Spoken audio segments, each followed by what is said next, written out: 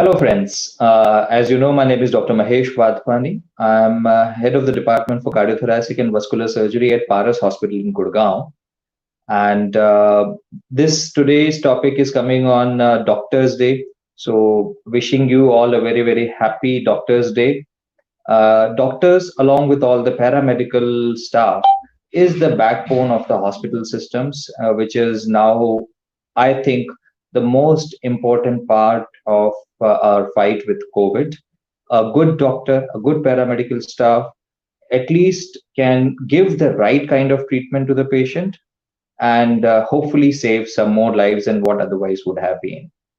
In most of the people, the disease goes off by itself, but a good doctor and a good paramedical staff can make a lot of difference in those marginal people who otherwise were going to lose life but are saved. So happy Doctors Day to all. And after this initial Doctors Day celebration part, now let's go to the main topic which we are about to discuss today. Why is it that second opinion is important? As you might be aware that I am the founder director of a site called as the cardiacsecondopinion.com. So there is a vested interest there on my part, and this site is my own site. We have evolved it, we have developed it. The promise on this site is cardiac second opinion is that opinion is given as the guidelines are provided. Gone are the days when one doctor could do it all. So if you go to your local physician, 90%, 95% of the times he'll be able to treat you. That's fine. And that's a job of a family physician. A family physician is extremely important. But as soon as family physician starts having doubt about something which is beyond his realm, he asks for a second opinion from a consultant of that particular branch. If somebody is having palpitations, a cardiologist is typically roped in. If somebody is having bone pain, joint pain, or orthopedician is roped in. So second opinion is the way modern practices are, because one specialist cannot know about all. What has happened over time furthermore is that again within a specialty also there are multiple subspecialties, so we call them subspecialties. Like in the practice of heart, you have people like a family physician, which is the primary person of your contact. Second, a non-intervention cardiologist or a cardiologist who is good for getting the detection, doing the echo, doing stress testing, doing all of the TMT kind of testings. And he is good enough to prescribe you all the medicines required for the heart. But at the same time, this cardiologist does not do stenting or angiography. So a family physician, a non-interventional cardiologist, then comes an interventional cardiologist. Interventional cardiologists are the cardiologists who are trained. They usually are having a degree above the MD. Typically, a family physician would be an MBBS or an MD doctor. A non-invasive cardiologist in India so far is a MD plus some course he has done in the cardiology. It's typically a 1 or 2 years of diploma after the MD medicine. There is no DM course for non-invasive cardiologists as yet, but it's likely to come in future. Non-interventional cardiology leaves you till the medicines are there. Beyond that, if angiography is required, we do what is known as a interventional cardiologist will come into the picture. And generally they are MD, plus they have done a 3 years course after that to get interventional skills done from a big institute. So typically a DM cardiologist is an interventional cardiologist who does all your angiography, stentings, and all such procedures. Nowadays, they're doing more and more procedures like that. After that comes a surgeon, a cardiothoracic and vascular surgeon. That is my degree. I am a cardiothoracic and vascular surgeon. I do the surgeries on the chest, heart, and blood vessels. So a surgeon is a person who is trained on the surgical side. He has the surgical skills. So if operation is to be done like a bypass surgery, valve surgery, any other congenital heart surgery, hole in the heart kind of a surgery, complex congenital, blue baby surgery, all those surgeries a surgeon like me do. So at the onset, a physician also most of the times would not know that what kind of a services that patient will require. So suppose your family physician sends you to a cardiologist, because that's what normally people will know. After going to a cardiologist, what is really required, whether it is just an echo is done, A TMT is done, everything is good, medicines are prescribed, and you go home with the medicines. Or it is like there is something more sinister going on in your body, and you may need to do an angiography. That decision is taken by the cardiologist you are sent to. In an ideal world, a good physician, a good non-invasive cardiologist, a interventional cardiologist, and a cardiac surgeon all will make the same decisions. But unfortunately, what happens is, depending on the competence of a person, technical knowledge of a person, as well as the kind of inherent bias of a person, the decision making changes.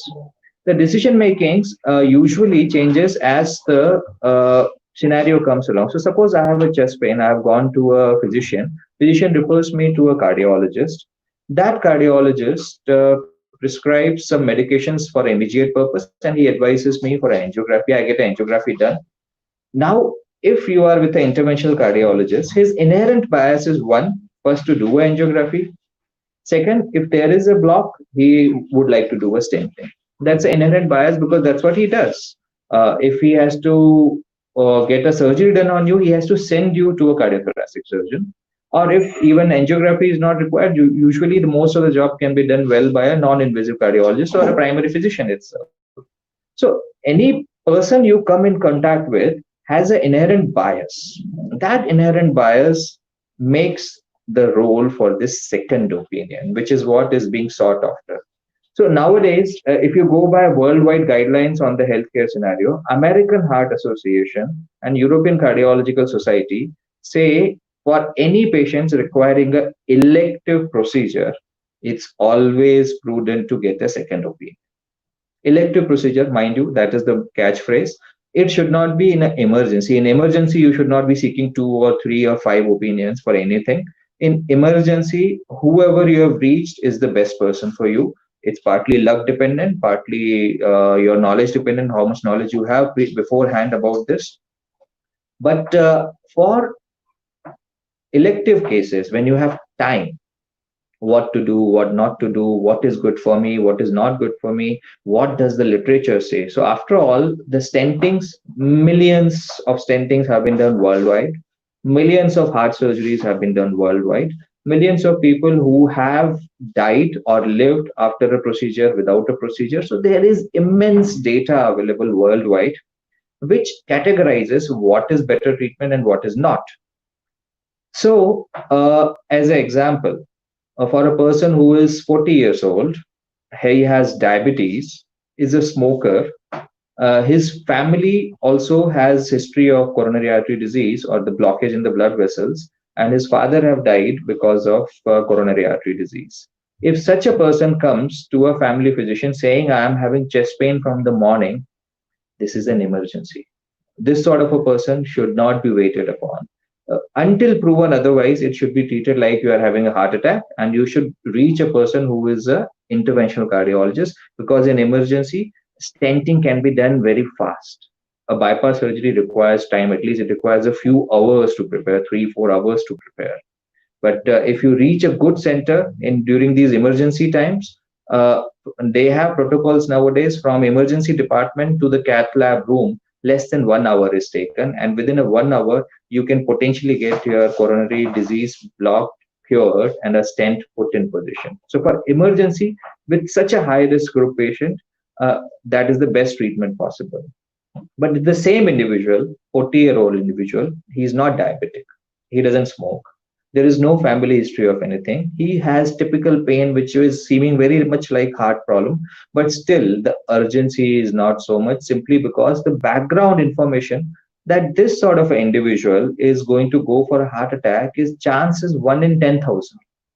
So when the chance is 1 in 10,000, you don't want to raise the alarm to a level that the person is really in a trouble. So he's sent to, still he's sent because of the heart problem is there, to a higher cardiologist, whether a non-invasive or invasive cardiologist. A ECG is done, other testing are done. If there is no emergency, then after that, to further delineate, a angiography may be done. After angiography, now comes the decision making. After any angiography for any individual, there are three possible options. One is that the block is either too less or too severe, and only medications are the treatment. So mind it, if there is very high level of blockages in all the vessels and blood vessels are bad, still the treatment is medicines only, because I am not going to change those blood vessels by bypass or a stenting. We are not going to improve, or we are not likely to improve. Or if the disease is so small that it is barely causing any obstruction, it's a small level obstruction, then also medicine is going to be the treatment, and the medicine will be directed in such a way the disease does not progress. But at the same time, medicine will become the mainstay of the treatment. Angiography, after angiography, there is no further need for a stenting or a bypass. Even if bypass is required or stenting is required, there are so many ways of doing that. So in the stent itself, there are many different brands of stent, different types of stent, different locations of the stents. Each stenting is a different stenting. It's not like a generic thing that I buy a car of this particular brand. I have bought a Mercedes Benz car GLA for myself, and same car is bought by another. Each individual is different. Each procedure is different. Each person's risk profile is different. So before taking any decision to do an invasive procedure like stenting or bypass, one has to evaluate what is the likely benefit, and more importantly, what is the amount of risk that is needed to take that procedure. If the risk required is very high, the risk reward ratio is not considered optimal, and that procedure is not advised. If the risk reward ratio is considered very favorable, then that procedure is highly indicated. So I'll give you an example. For the same individual, 40-year-old guy, diabetic, smoker, have family history of heart disease, had mild chest pain, got an angiography done, has a triple vessel disease, all three blood vessels have blocked. Now, if it is not an emergency procedure and he is not having immediate heart attack, mild chest pain was there, but that chest pain goes off on resting. So it is a stable coronary artery disease. And in a stable coronary artery disease, you have time to decide. And in such a scenario, we label it as a elective planned procedure. And that elective planned procedure, we recommend that a second opinion should always be obtained. Because if you go to a non-invasive cardiologist, he might tell you, okay, medicines are good enough for you. Why you want to get a stenting or bypass? And I'll treat you without the medicines, without the bypass itself. I'll save you from a surgery. I'll give you medicines only. A cardiologist might tell you, oh, these days it's so easy. We can put three stents. You won't even know. Today I'll put a stent. Tomorrow you will get discharged. But in this particular case, both of them are really fooling you. In this particular case, what guidelines recommend is the risk reward ratio is extremely favorable for a bypass surgery. And in such cases, a bypass surgery should be done, and that is the first treatment should be offered to the patient. And the risk reward ratio is highly favorable. Once the bypass is done, this patient is likely to live longer and a trouble free life.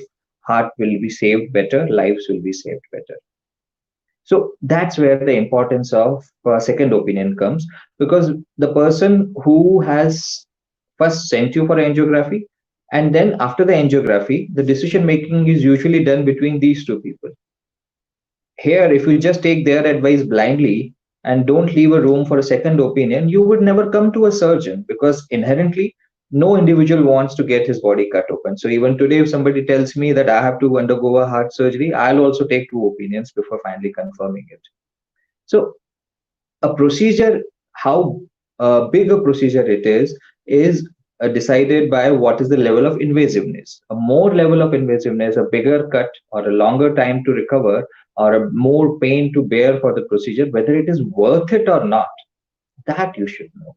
If it is worth it, of course, it's a part of the problem, and we have to handle it and we have to take it. If stent is likely to block in next 2 years for me, if the stent is put, versus a bypass which is going to last 20 years, so even if I have to bear some pain, spend 1 month recovering out of that bypass surgery, it's worth it, because I have get to live 20 more years instead of 2 more years. So the risk profile and the risk reward ratio is essential to know before going in for any treatment modality. Same way, there are diseases like valve diseases. Many valve disease patients you can manage on medicines for a long time, and the decision is taken when the valve replacement is to be done only at the end, when medicines are not being sufficient and you feel that you will make a life different for the person by changing the valve instead of just keeping the patient on the medicine. So there are so many patients with valve diseases which remain on medicine for years, 5 years, 10 years, 15 years, But then there is a tipping point. Beyond that, waiting becomes detrimental. So that tipping point has to be known. And about that tipping point, all knowledge has to be known. And that's where second opinion comes. Because a physician will keep on prescribing medicine as long as possible until finally the patient is tipped over, and then finally the ball goes to the surgeon's court when the patient is really sick. So, for any major diagnosis, when it is elective, when you have time on your side, we strongly recommend that second opinion should be obtained. And it's not just we who recommend. American Heart Association, which is the biggest authority in America for the same thing, as well as the European Cardiological Society, second opinion should be obtained whenever in doubt about any management protocol. The same services which we are giving are online services. If you log in into our site www.cardiacsecondopinion.com, in this site you can send your reports, you can get a consultation online, and you can talk to the doctor so that any questions you have, you can get those questions answered and solved by phone or through a video call itself.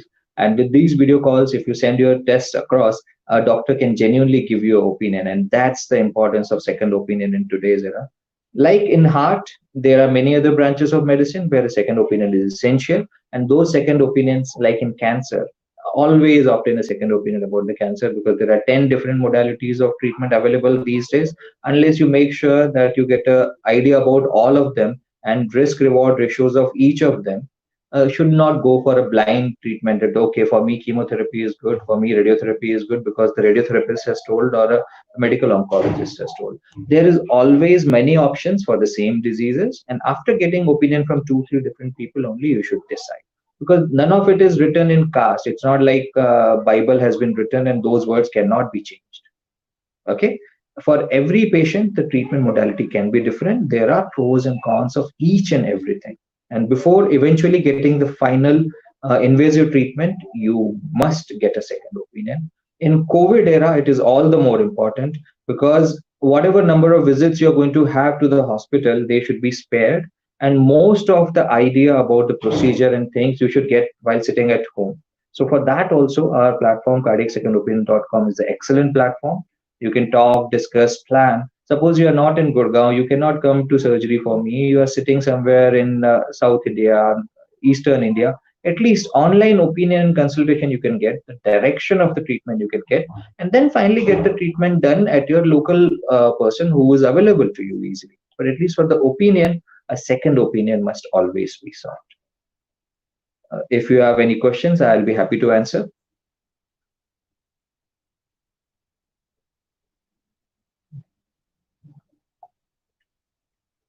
I'm getting a question from Mr. Ayub Khan here. Do doctors get offended when you get a second opinion? It is inherent. See, suppose I have opined you something, and then you go and ask somebody else's opinion who gives you a very different opinion. So probably yes, there would be some element of maybe. Now there are a lot of old doctors who don't like themselves being questioned. So dogmatic doctors who are senior old doctors may not like it, but the younger doctors of my generation generally will accept it very easily, simply because we have seen it in our culture. It's very often that you discuss and you change your diagnosis. Like, I'll give you an example of one gentleman I operated recently. I couldn't recharge it. So I operated very recently for a mass in the chest. Now that's not what usually I do. Usually I do bypass surgery, valve surgery, and all other surgeries. But for this gentleman, I did a mass tumor removal, and this is a rare thing. So I had to involve an oncologist. I had to involve the onco people also into this whole thing. And once the whole decision making was done, finally we did a surgery. We removed the tumor. Initial reports came positive for a benign tumor, that you don't have to do anything beyond this, and this is the adequate treatment. But after that, the treatment, suddenly pathologist, after the discussion, changed his diagnosis. And once the pathologist changes diagnosis, it's big confusion of what to do next, because then you don't know which is the ideal treatment, which is not. And then we had a full onco meeting where there was oncologist, radiation therapist, everybody involved. And there were at least 6 different doctors who sat together, discussed the whole thing. And eventually the treatment option was changed. Previously, patient after the surgery was not likely to receive any treatment. Now patient has been asked to get a radiotherapy done on himself. At the same time, we also have given the tissues to the patient for getting a second opinion from outside. So already six people have opined together, yet the tissues have been given to the patient to get a second opinion on the tissue diagnosis also. So this is the way modern medicine practices. In modern practice, nobody should get offended by the thought of second opinion. Rather, it is inherent, and most of the people generally encourage a second opinion if they are progressive in nature. People who are not progressive in nature might feel offended, but then they are not the best doctors for you.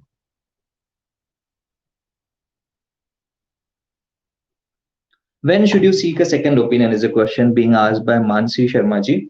So Mansi ji, opinion should be obtained whenever you are in doubt, or whenever you are likely to get into a big procedure, big in terms of invasiveness, a big operation, or financially very important, or a big decision has to be done, you should always get a second opinion done, unless it's a emergency. In emergency, please don't think of a second opinion. It's not a tool.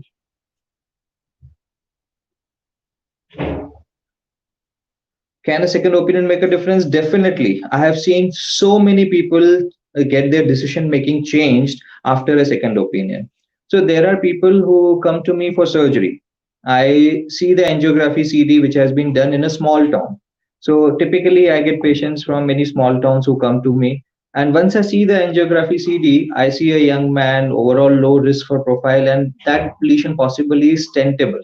So patient has gotten an opinion for bypass surgery. I see the CD, angiography, everything, patient profile. I feel that maybe a better choice for him may be a stenting. So a cardiologist has sent him here for a bypass surgery, but on a second opinion by me, I changed the procedure to the stenting. And after discussing with the family, usually I send it to our cardiologist here who do the stenting for the patient. So second opinion many a times changes the management protocol from stent to bypass and bypass to stent, and from both to nothing, just medicines alone is also very often a change. Many times, like I would say, in 10% of the patients, management protocol changes if a genuine second opinion is obtained. Surgery or intervention, who decides, cardiologist or cardiac surgeon? So this is a job of heart team, Murthy ji. So Murthy Krishnamurthy ji has asked me a question. So heart teams are there in every hospital. So every hospital has a designated heart team. In India, this culture is now there in corporate hospitals, but unfortunately in smaller cities, this culture has not yet come. But like tumor board for oncosurgery and oncologists, same way there is a concept called as heart team. And that is, in fact, our site's purpose also. Cardiacsecondopinion.com site is actually a heart team taken live online. So in the heart team, any patient where there is an elective management to be decided, if it is a black and white type of a thing, okay, this patient will always get an angiography and a stenting. They goes to the cardiologist for the stenting. If this patient is a straightforward left man with triple vessel disease with diabetes, this patient is suitable for bypass, you should go for the bypass only. There are like 70-80% of the patients in between where it is all gray. What decision has to be taken, when it has to be taken? So heart team meeting takes place daily morning inside the hospital, where a patient whose angiography has been done is discussed in the heart team. And after discussion with the heart team, when the surgeon and cardiologist come to the same conclusion, they mention it on the paper. If the opinion is different, cardiologist feels stenting is better and surgeon says surgery is better, both of them document it separately and both the options are given to the patient. So if you have a unanimous decision, it's conveyed. If it is not a unanimous decision, also it's conveyed. And then the order of the priority is decided by the patient, where patient takes a call whether he wants surgery or he wants stenting. In an ideal world, that's the scenario. Somehow in practice, this idea is not taken up well in India as yet. In Western world, in European world, it's a norm.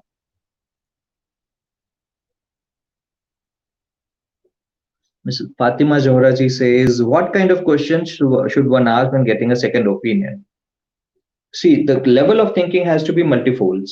First is whether the symptoms which I had, the complaints I had, were addressed properly or not, and whether this particular diagnosis justifies those symptoms.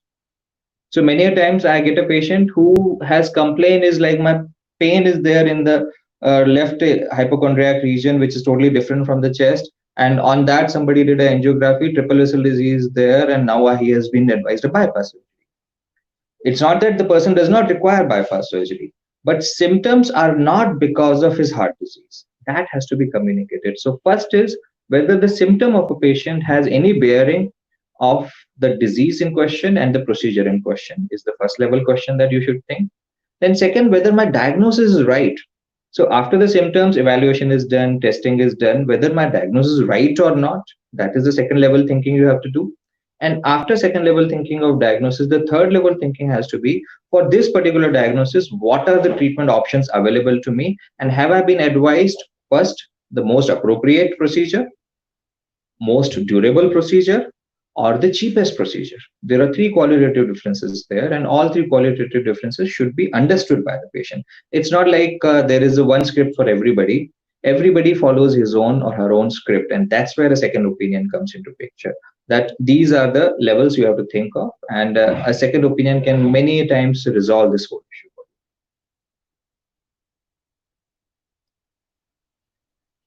Mr. Saqib Nizam is saying that if the comorbidity is there, what will be good, invasive, or bypass? Comorbidities, what do you mean by comorbidities? If comorbidities like diabetes is considered or a poor ejection fraction is considered, these comorbidities are better served by a bypass surgery. But if the comorbidity, like when a patient is very frail, he is 80 plus, weight is very poor, kidney is also borderline, that patient is not suitable either by the stenting or a bypass. The patient may be left alone. If comorbidities are like morbid obesity, extremely high sugar, those patients, even surgery may be an issue, and probably a stenting is a better option because an open wound, such a patient who is morbidly obese and extremely diabetic with HbA1c of 13, still, though the diabetes, though the bypass surgery is best treatment for the patient ideally, but in practical possibility, it may become poor decision for him. So all these are relative things, and they can be dictated by many factors. There is no one treatment fits all policy, and that's where second opinion comes in. So comorbidities like renal disease, diabetes, and left main disease are the things which we should take more for the bypass surgery. If the patient is relatively stable, ejection fraction is good, diabetes is not there, person is already above 60, 70, 75 years old, stenting should be preferred. For younger people, 40, 50, bypass surgery with a total arterial bypass is better. So this is just a segregation in the groups, but for individual, there is no size fits all, and for individual, decision is made on basis of the comorbidities and the conditions of that patient particularly.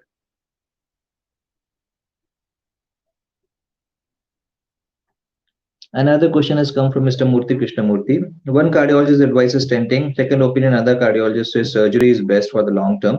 Now, which one the patient decide? And both have given different opinion. Exactly. So all the information is available online. Opinion can be taken from 10 different people, whatever you talk to, and get an opinion. If it is an elective case, you can get opinion from 2 people, 3 people, 4 people. Finally, the decision has to be yours after acquiring all knowledge. It's your body, it's your future, it's your trouble. If you are scientifically oriented person, you will be able to make a scientifically derived decision. If unfortunately you don't think scientific, which is the case in India, very often people don't have that rational way of thinking. In that patient, you of course run a risk of following the charismatic leader, whoever is most charismatic or most presentable to you, or maybe somebody who gives you a price advantage, you go in for the direct option. That is not optimal. But then, second opinion is a way of thinking where you are critically analyzing situation. So for a critical level thinking, second opinion is a very good suit of armor for you. It protects you from the unnecessary procedures or more expensive procedures. For a person who cannot think critically, who cannot take rational or scientific decisions, second opinion can be a more of a confusion. It can be a bigger trouble for you. That's the reality.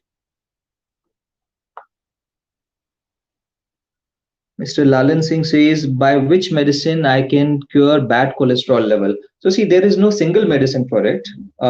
See, bad cholesterol can be familial or non familial. If it's a familial bad cholesterol, the chances of you managing it without medicine is not possible, and you have to take certain medicines. If it is non familial hypercholesterolemia, as we call it, then there are many options available. And the most prudent, most reliable way is one, control your diet, which is most important part. If your diet is controlled and you don't take too much of cholesterol in your diet, too much of calories in your diet, and your prudent fresh fruit diet with low sugar, low oil is best for you. If that is being adopted, plus you add a level of exercise, if you take 20 to 30 minutes of moderate exercise, many a times the cholesterol level comes down. If the cholesterol level is not coming down with that, then a medicine can be added, because the plan to add a medicine has to be for life. It cannot be meant for a month or a 2 month. It's not like you take a cholesterol medicine for a month and your cholesterol will go down permanently. It is a permanent medicine to start. So it should be started later, unless emergency is there or unless you have done a stenting or a bypass. In those conditions, we advise for a cholesterol medicine to be taken permanently throughout life anyway. That we call a secondary prophylaxis. But if you have not had a procedure, your cholesterol is high, first try to recover that or improve that situation by exercise and dietary means. If you are able to sustain with that, great for you. You have avoided medicine for a few years in life. But eventually, everybody who has hypercholesterolemia may go in for the drugs. For that, rosuvastatin or atorvastatin is very good medications right now. They once prescribed, usually they continue for life. So you have to remember that.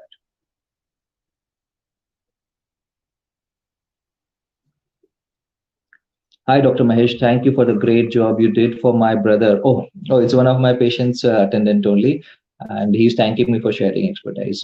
Thank you. Welcome. Mr. Jitendra Yadav is saying, thanks doctor साहब for doing a very successful bypass surgery of Kamala Devi ji.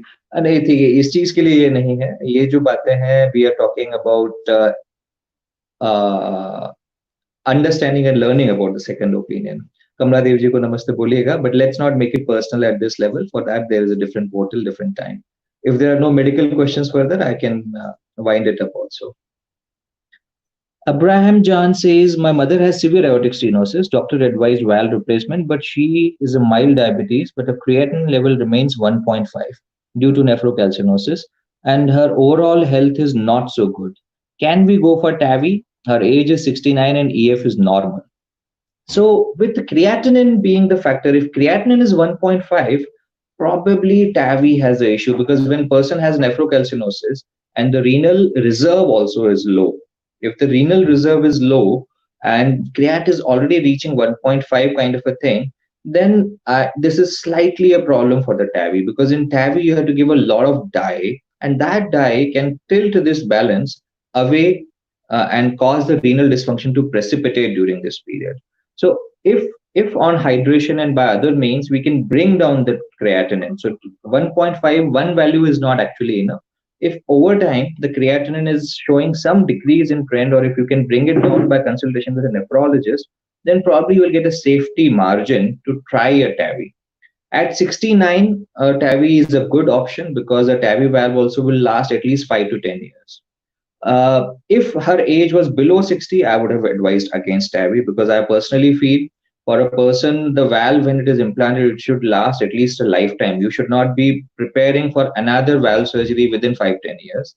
At 69, the possibility that she lives up to 79 with these two diseases may or may not be so. So 5 to 10 years of survival TAVI is known. Though remember that most of the TAVIs that are there in India, and they have less than 5 years survival. So you have to remember two factors, two minor issues here. Creatinine, if it is consistently above 1.5, I would not recommend. And if her age, otherwise life expectancy is good, otherwise she is healthy and fit, then probably open surgery is better for her. Nowadays, open surgery also we do with a 4 millimeter, a 4 centimeter incision, just this much of an incision, we change the aortic valve. So if she is suitable for a minimally invasive surgery, I would recommend that for her. That might be a better procedure. After all, this much of incision doesn't harm anything.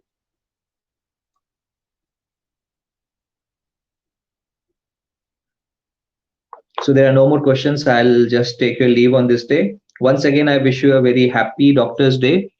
There is a question: is it safe to wash a N95 mask? No, N95 mask should not be washed. For that, ultraviolet C kind of a radiation is the best way to clean or kill all the viruses on top of it. See, with every N95 mask, these are designed in such a way there is an electric current in between. If you will wash, all that current will disappear and it will not be a certified N95 valve anymore, a mask anymore. So for N95 mask, if you have to reuse, use UVC for sterilization for that. Don't use washing and other things. A cloth mask can be washed. N95 wash, which is otherwise designed as disposable, should not be reused without UVC radiations. So have a good day. I won't take any more questions. It's been a long session today. It's been 35 minutes. I hope you guys have a great day ahead today, and I wish you a happy Doctor's Day once more. Thank you. I'll be available next week also. So every week